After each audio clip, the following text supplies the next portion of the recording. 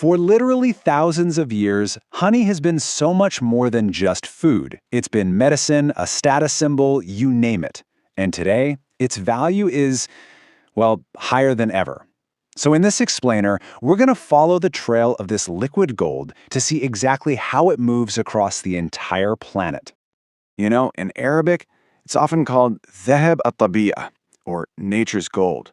And that's not just some nice poetic phrase. It perfectly captures how we see honey today, as this incredibly precious natural commodity with a massive global footprint.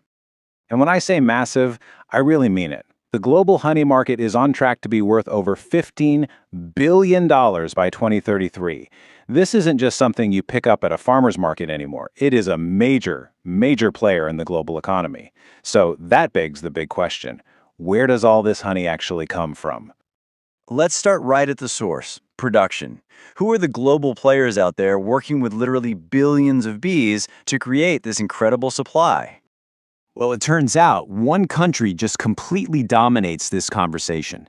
China produces roughly a quarter of the entire world's honey supply.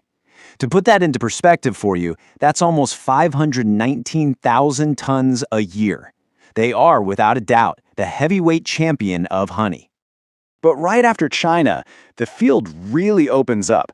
Turkey is in a distant second place. And then you've got this really diverse list of countries like Ethiopia, Iran, Argentina, and India. It just goes to show you that honey production is a truly global effort, happening across all kinds of different continents and climates. Okay, so we know who makes it. But here's the thing. Producing a ton of honey and actually selling it on the international market, well, those are two very different things. So who are the biggest exporters? The ones moving all this honey around the world? No surprise, China is still at the top. But look who's right behind them. New Zealand. Now, they weren't even in the top 10 for production volume, but their high-value honey, like the famous Manuka honey, makes them an absolute powerhouse when you look at export dollars.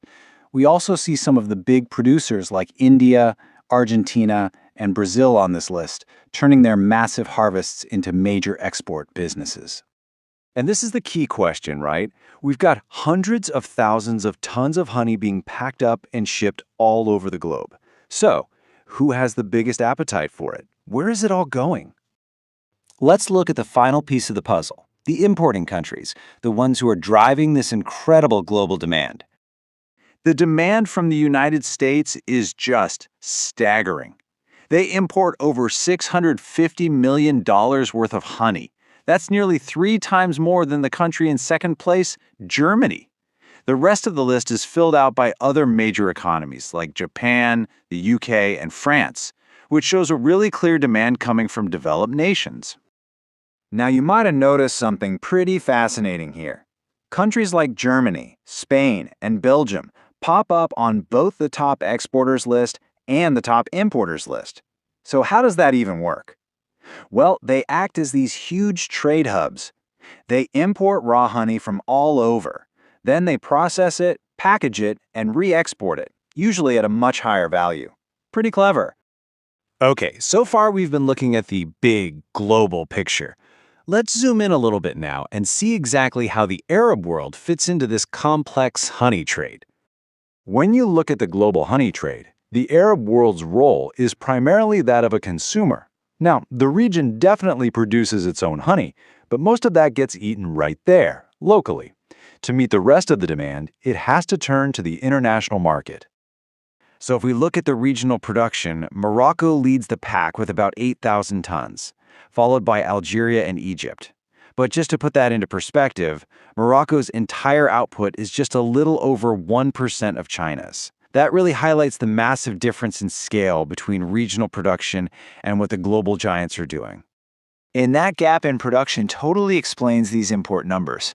Saudi Arabia is by far the biggest importer in the region, spending nearly $69 million on honey. That number is so big, it actually puts Saudi Arabia among the top 10 largest honey importers in the entire world. Now let's circle all the way back to this number. This is the projected annual growth for the honey market.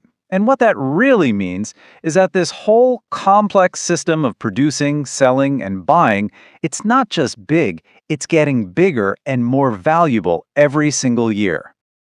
Which brings us to one final thought. As the world's appetite for this amazing natural product just keeps growing, and its market value continues to climb, you have to ask, will nature's gold eventually become a luxury item? Or can it stay a staple on tables all around the world? That's a big question the global market is going to have to answer.